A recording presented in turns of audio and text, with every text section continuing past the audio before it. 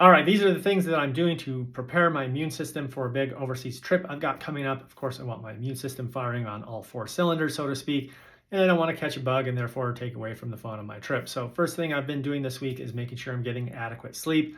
For me, that means early to bed, early to rise. I've always struggled with getting enough sleep, so if I go to bed at 10, I'll wake up around 6. That's good for me. That's nearly 8 hours of sleep.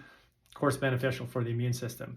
Something else I'm doing that I try to do all the time, but especially bump up all the phytonutrients in my food.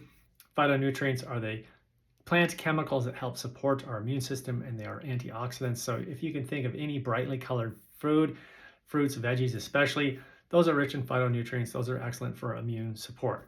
And then the third thing I'm doing is lots of stress management, of course, which I try to do all the time, but sometimes you're better than that and not. But for me, that means getting to the gym, going on runs, stepping outside of my home office and getting some fresh air, looking at all the pretty cherry blossoms that are blooming around here.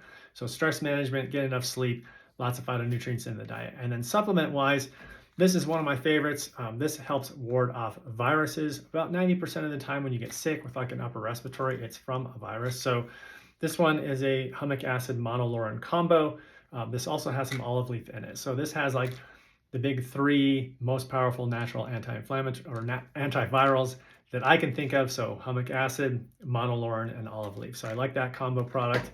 And then just for a little extra, I'll take a separate monolaurin as well. I'm going to bring this on the trip too in case I counter some sort of bug that's going to make me sick. And then last but not least, Pharmax HLC high potency probiotic. Of course, when we go to a new environment, your gut microbiome is being introduced to new bacteria that maybe it's not used to.